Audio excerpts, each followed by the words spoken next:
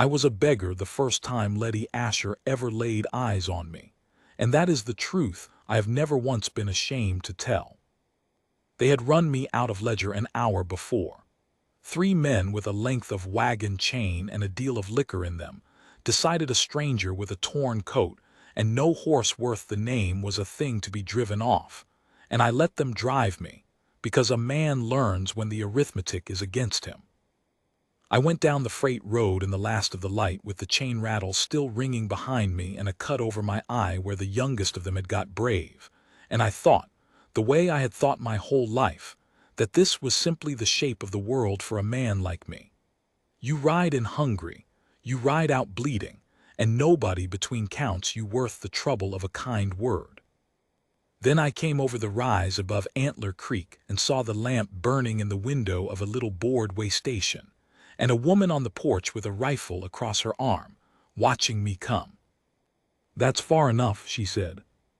I stopped. I would have stopped for far less than a rifle by then. I had no fight left and no supper in me, and the cut had stiffened my whole face. "I'm not after anything you've got, ma'am," I said. "I'll bed down in the creek brush and be gone before you wake." She did not lower the rifle, but she looked at me a long moment in the lamplight, at the chain marks, I expect, and the blood, and something moved behind her eyes that I did not have a name for, because I had not been shown it often enough to learn it. "Ledger do that to you?" she asked. "Some of Ledger did." "Ledger does a lot of things," she said, like it cost her something to say even that much. She stood there another breath. Then she set the rifle down against the doorframe, set it down, where a wiser woman alone would have kept it up, and she said the words that turned my whole life over on its hinges, though neither of us knew it then. "Come up out of the cold, there's stew on, it's thin but it's hot and there's enough." I want you to understand what that was. It was not much. A bowl of stew gone mostly to broth, a heel of bread 2 days old, a chair by a stove that smoked. To her, it was likely the difference between eating Thursday and not. And she said it in front of a stranger with a cut eye that her own town had just decided was vermin, and she did it without one question about whether I deserved it. In near 40 years since, I have been given a great many things by a great many people, some of it more than any man ought to hold. I have never once been given anything that landed in me the way that thin stew did.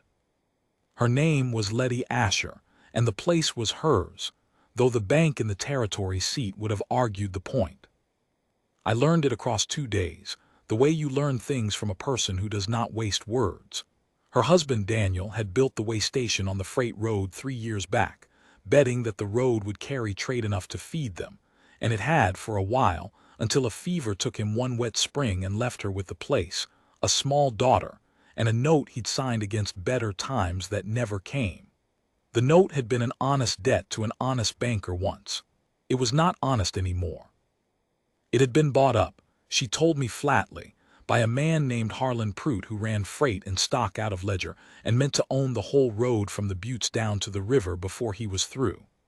Antler Creek was the last good water and the last good crossing in 40 miles. Pruitt wanted it. Pruitt meant to have it, and a widow behind on a note was the easiest way he knew to take a thing without paying its worth. "He's offered to buy it kindly twice," Letty said, scrubbing a kettle harder than the kettle needed. "Both times the kindness was an insult and we both knew it. So now he's down to waiting on the note to come due, and reminding me when it will, and sending a man past to count my stock and let me see him counting." "When's it come due?" I asked. "1st of April. She did not look up. "I'm short. I'll be short come April too, unless the road gets busier than the Lord seems inclined to make it." She set the kettle down. "I tell you all this why? I don't know. You've a face that holds still and a town's chain marks on you, and I expect a man Ledger hates can't be all bad. That's poor reasoning, mister, and don't you make me regret it." "Cobb," I said, "Gideon Cobb, Geed." "Well, Geed Cobb, you'll earn your keep while you're under my roof, or you'll move along. I don't run a charity. Nobody's ever run a charity at me, and I've not got the practice for giving one." It was the proudest, plainest speech I ever heard, and I would have followed her into a river on the strength of it. So I earned my keep. The gate had hung crooked since the winter and dragged a furrow in the dirt every time it swung. I took it down, planed the warp out of the post, and rehung it true. The well rope had frayed to 3 strands. I spliced it. There was a black gelding in her corral, a good-blooded animal her husband had taken in trade and never lived to gentle, an outlaw that had thrown 2 men and bitten a third and was eating its head off doing nothing but hatting people. I had it under saddle in 4 days. She watched that one from the porch with the little girl on her hip, and when I stepped down off the black blowing and quiet, she didn't clap or carry on. She just said, "Daniel always said there was money in that horse," and turned and went inside, and I saw the back of her hand go up quick to her face before the door shut, and I understood I was not to have seen it. The little girl was named Ada. She was 4, maybe 5, with her mother's level look and not 1 ounce of her mother's caution. She decided on the 2nd day that I belonged to her. She brought me a beetle in a cup. She rode my boot across the yard with both hands fisted in my trouser leg. She asked me, square, why my face was broke, and I told her some men in town didn't like my looks, and she studied my looks a while and said, "I like your looks," with the whole certainty of a person too young to have learned to lie, and I had to go to the barn for a bit after that and stand among the horses where it was dark. Because here is the thing you have to know about me, the thing that is the whole of this story. I was not poor. I want that plain. The torn coat was a lie I half told the world and half told myself. I owned the Burnt River outfit, better than 9,000 acres of good high grass north under the buttes, 400 head of cattle and a remuda to work them, and a dozen riders who had thrown in with me over the years and would, I knew, ride through fire on my word.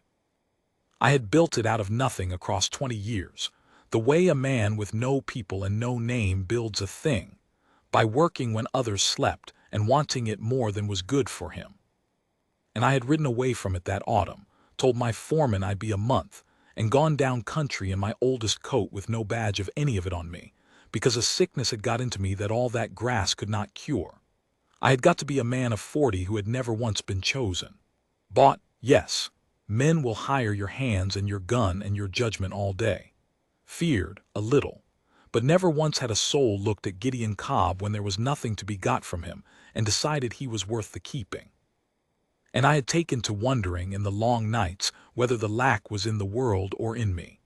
So I had peeled off everything that made men deferential, the title, the horse, the roll of money, and gone down among strangers as a man with nothing, to see, I suppose, what a man like me was worth when he had nothing to offer but himself. Ledger had given me my answer with a wagon chain. And then Letty Asher, who had less than nothing and a child besides, had set a place at her table for that same worthless man, and never once made me feel the charity of it. You see why I could not tell her. To tell her now would be to make the whole thing a trick, to make her kindness a thing she had spent on a rich man playing poor, which would have shamed her and shamed me worse. So I held my tongue, and I mended her gait, and I gentled her horse, and every night I told myself I would ride for Burnt River at first light and send a man back quiet with money enough to clear her note, anonymous, so she never need know. And every morning Ada brought me a beetle, and Letty set out the coffee, and I stayed one more day and one more, telling myself it was for the work. Prute's man came on the 9th day. I was in the corral with the black when he rode up, a narrow fellow on a good horse, with the soft hands of a man who counted other men's labor for a living. He sat his saddle and looked over the yard, the mended gate, the splice in the well rope, the gentled black, and I watched him add it all up and not like the sum. "Place looks improved," he said to Letty, who had come out on the porch. "Mr. Prute likes to know his properties are kept up." "It's not his property," Letty said. "Not yet." He let that sit. Then he noticed me proper, and his eyes ran over the coat and the cut and dismissed me, the way a man like him dismisses a thing. "You taking on hands you can't pay now, or is this one working off a debt of his own?" "This one," I said before Letty could answer, "is mending a gate. You want to ride that horse over here and tell me again what I am, you're welcome to. There's room in the yard." He looked at me longer then. Whatever he saw in my face made him decide the gate was none of his concern. He touched his hat to Letty with no respect in it at all and rode out, and I stood watching the dust of him go and felt the old cold thing wake up in me that I had spent 20 years putting to use. "You shouldn't have spoke to him," Letty said quietly when he was gone. "It'll get back to Prout that I've got a man here willing to be hard. That'll just make him quicker." "How quick can he be? The note's not due till April." She came down off the porch and stood at the corral rail, and for the first time since I'd known her she let me see how tired she was, all the way down. "A note can be called early on cause," she said. "Daniel signed papers I didn't read close. Prout has lawyers in the territory seat that I cannot answer.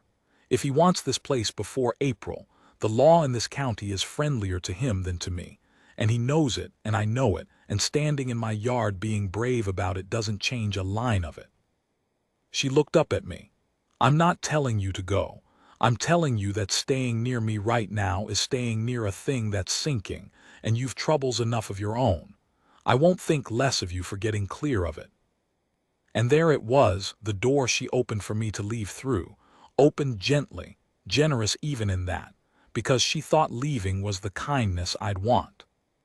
I should have told her then. I have gone back over that moment more times than I can count. I should have stood right there and said, "Letty, I am not what you think. I have grass enough to swallow Prout whole and never feel it, and I would lay every acre of it down to keep this gate hung true for you." That is what a braver man would have said. But I was not a braver man. I was a man who had been told his whole life that he was nothing, and who had finally, at the age of 40, found one person on God's earth who had treated him like something, and I could not bear to risk it by turning out in her eyes to be a liar. The fear of losing the one good thing made a coward of me. I told myself I would help her better from a distance, where the truth needn't come out. I told myself she'd be glad of the clean note, and never need the man who'd paid it. So that night, after the lamp was out and the house gone quiet, I wrote her a few lines by the last of the stove light, that I'd had word my own affairs needed me, that she'd given a stranger more than he'd a right to, that the black would bring real money in ledger from any honest buyer and she should sell him for it. I left the page under the coffee tin, and before the sky grayed, I saddled up and rode north for Burnt River, fast, like a man can ride when he's running from himself. I told my foreman, Asa Reyes, a steady older man who'd been with me since the start, to send a rider quiet down to the territory seat and find out the holder of a note on the Antler Creek way station, and to clear it in full, and let no name be put to the clearing. Asa heard me out. Then he set down his cup and looked at me the way a man can only look at you when he's known you 20 years. "Gede," he said, "in 2 decades I have watched you want exactly nothing. Not a woman, not a town, not a soft bed. You've wanted grass and you've wanted to be left alone, and that's the whole list." He nodded at the door I'd come in by, like the road south still hung off it. "You come back here in your beggar's coat after a month gone, talking 10 words to the minute about a widow's note, and you want me to fix it for you in secret so you never have to put your boots back on that porch." He shook his head slow. "I'll send the rider, but you're a damn fool, and I've earned the right to tell you so. A thing you can fix with money from 40 miles off was never the thing you were afraid of."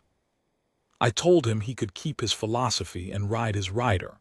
He sent the man, and I went out and worked my own grass like it had wronged me, and for 3 weeks I did not sleep right one single night.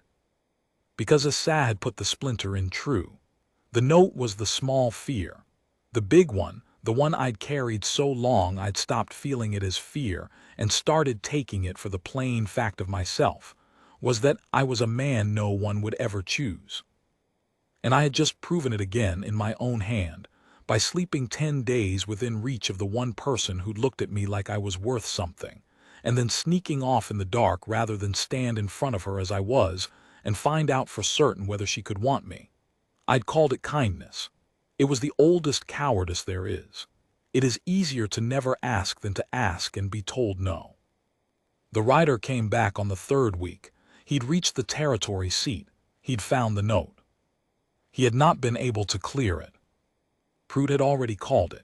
He'd gotten his early call on some clause of Daniel Asher's that no decent man would have leaned on, and the county judge, who, my rider said plainly, ate at Pruitt's table, had signed it through.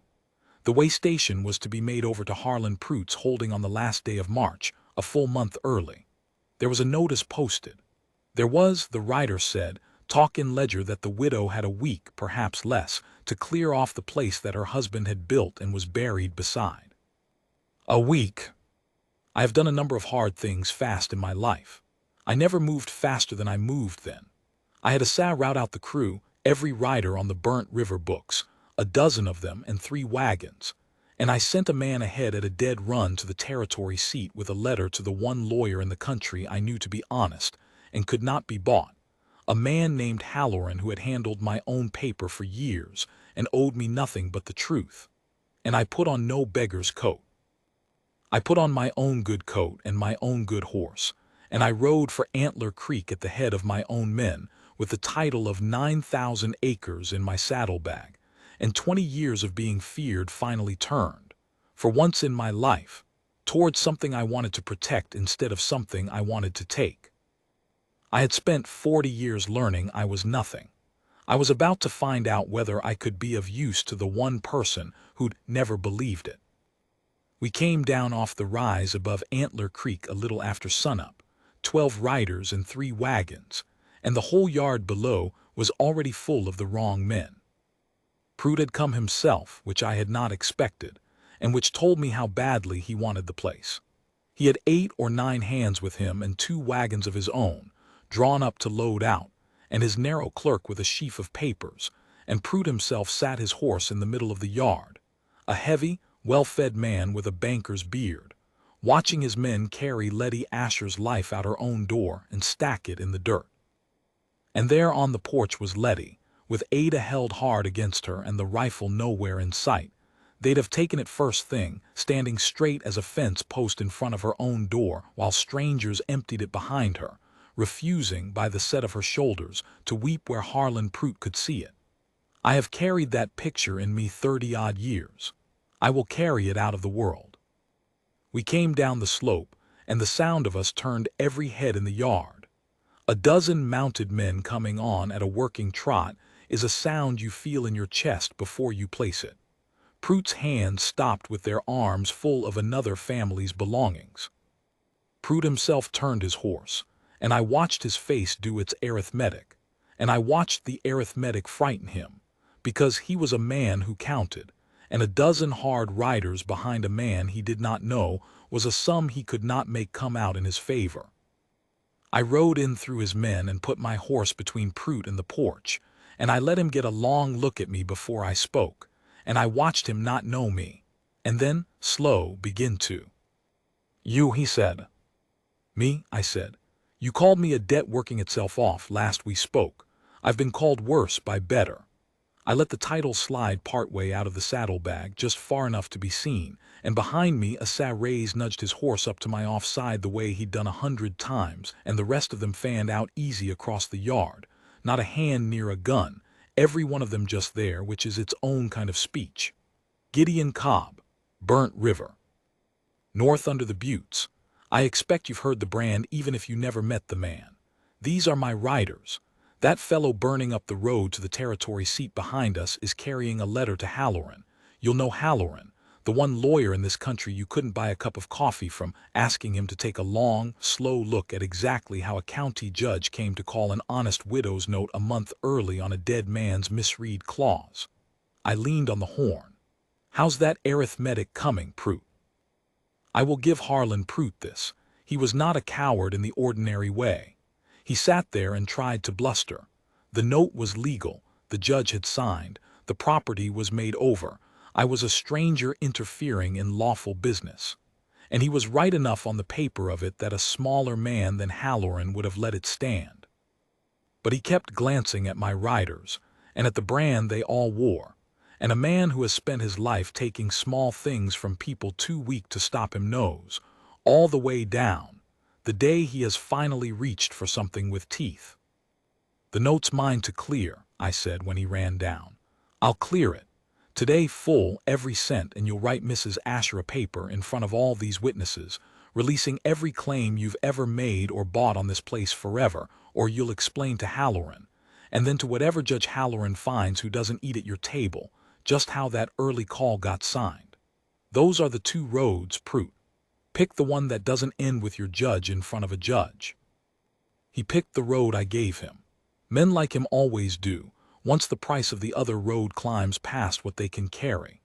His clerk wrote the release with a shaking hand and Prout signed it, and I paid the note out of my saddlebag in front of the lot of them, and I made him stand there while his own men put back every stick of furniture they'd carried out, every chair and every kettle, back through the door they'd dragged it out of.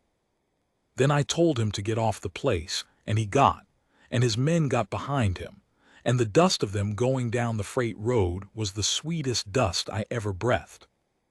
And only then, with the yard empty and the note cleared and the release in my hand, did I make myself turn my horse and look up at the porch, at Letty Asher, and find out the answer to the only question that had ever truly scared me. She had not moved through any of it. She stood in front of her door with Ada on her hip, and she looked at me, at the good coat and the good horse and the riders and the brand, at all of it I'd hidden, and her face was not soft. It was not grateful.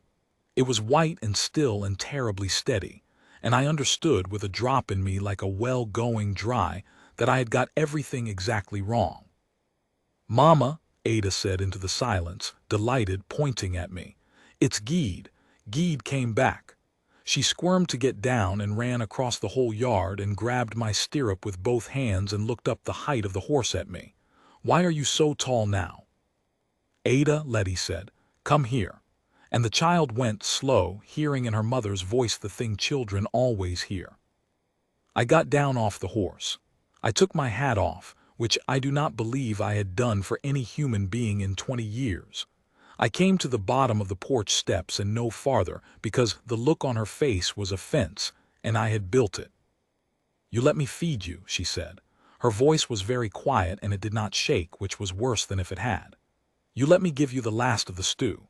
You slept in my barn and you let me worry over your cut and you let me tell you I didn't run a charity. You let me say that to you, when all the time you could have bought this whole county and never missed the coin." She drew a breath. "You let my girl ride your boot and bring you beetles and you let me think." She stopped. She would not say what she'd let her think. "And then you crept off in the dark and left me a note telling me to sell the horse, like I was a chore you'd finished." "Letty, is it a game to you?" she said, and now there was something under the steadiness hot. "Do you do this? Ride down poor in a torn coat and find out who's fool enough to be kind to a beggar and then come back grand and what measure them by it? Was I a good showing, Mr. Cobb?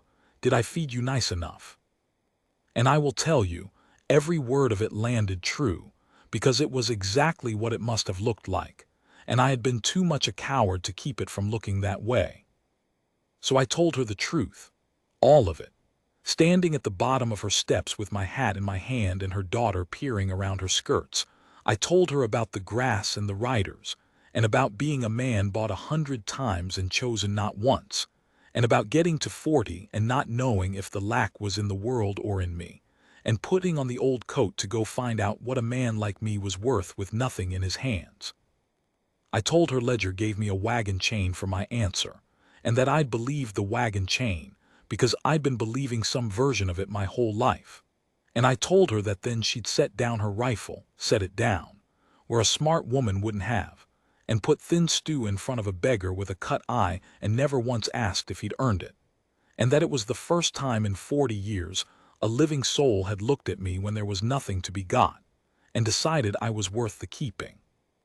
"I didn't tell you who I was," I said, "because the second I did, your kindness would have turned into something you spent on a rich man playing poor, and I couldn't stand to make it that. It was the realest thing anybody ever did to me, Letty, and I'd have cut my arm off before I cheapened it. And I crept off in the dark because, hear my own voice did the thing hers had not." Because I am a coward about exactly one thing on this earth, and that's standing in front of a person I've come to, standing in front of you and Ada and asking to be kept and finding out you'd say no. It was easier to fix your note from 40 miles off and never have to hear it. Asa told me I was a fool. Asa was right. He generally is. The yard was very quiet. One of my riders coughed and found something fascinating on the far hills to look at. Ada had come all the way out from her mother's skirts and was standing between us, looking from her mother's face to mine, working out the weather. Letty Asher looked at me a long time, long enough that I made my peace, standing there, with riding back to 9,000 acres of grass that would never once say my name, long enough that I had begun to believe the wagon chain again. Then she came down the steps. She came down all three of them and stood in front of me close, and she reached up. I flinched. God help me, I flinched.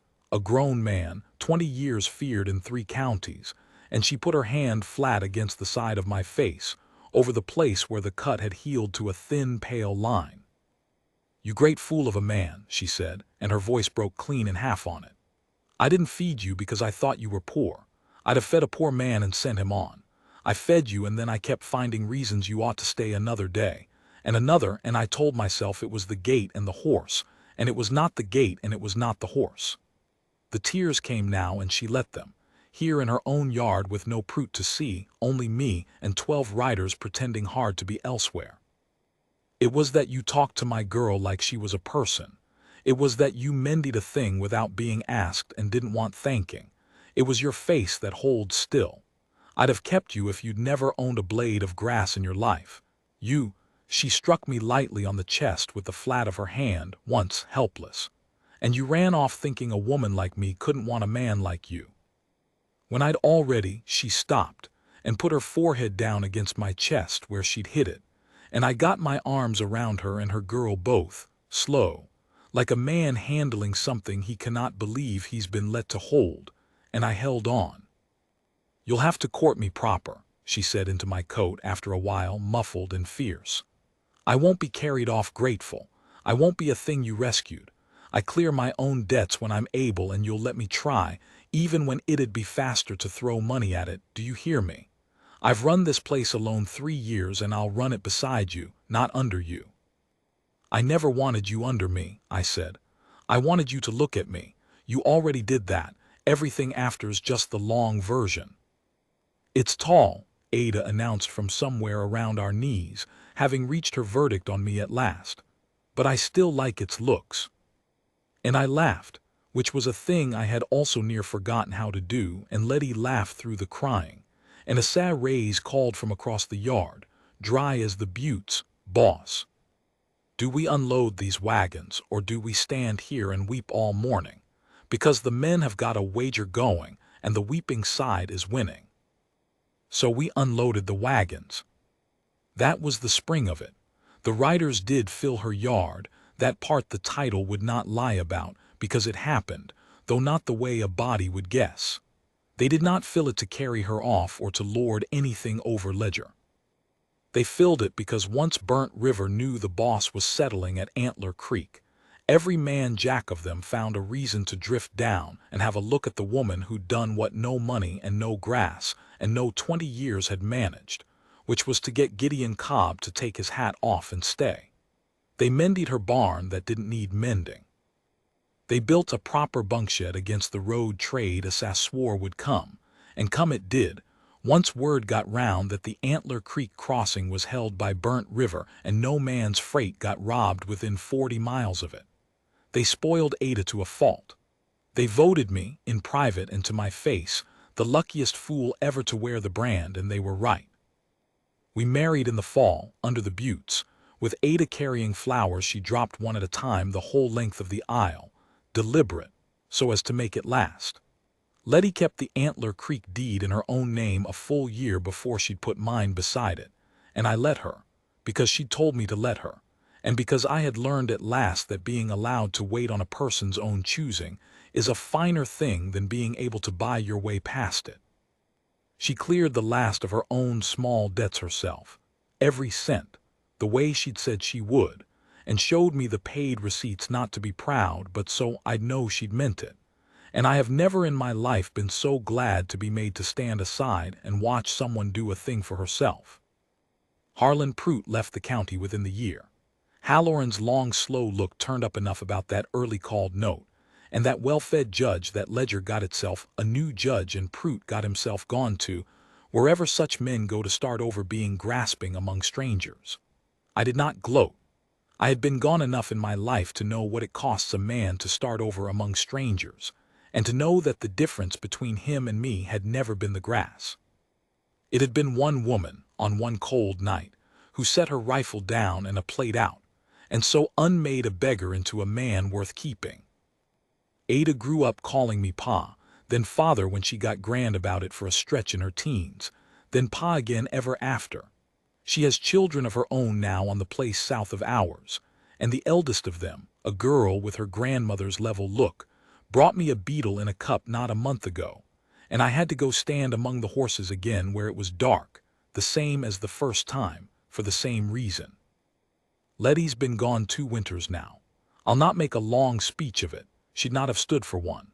I'll say only that I spent the first 40 years of my life certain I was a man no one would choose, and the next 31 being chosen daily by a woman who'd have fed a stranger his last meal and asked nothing, and who chose instead to keep him. I'd not trade the back half for any amount of the grass. A man like me. I used to say it like a sentence handed down, a man like me, meaning a man not worth the keeping. I had it exactly backward, and it took a thin bowl of stew and a rifle set down in the dark to teach me which way it went.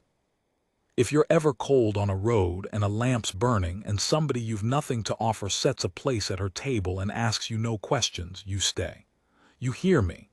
You take your hat off and you tell her the truth and you stay.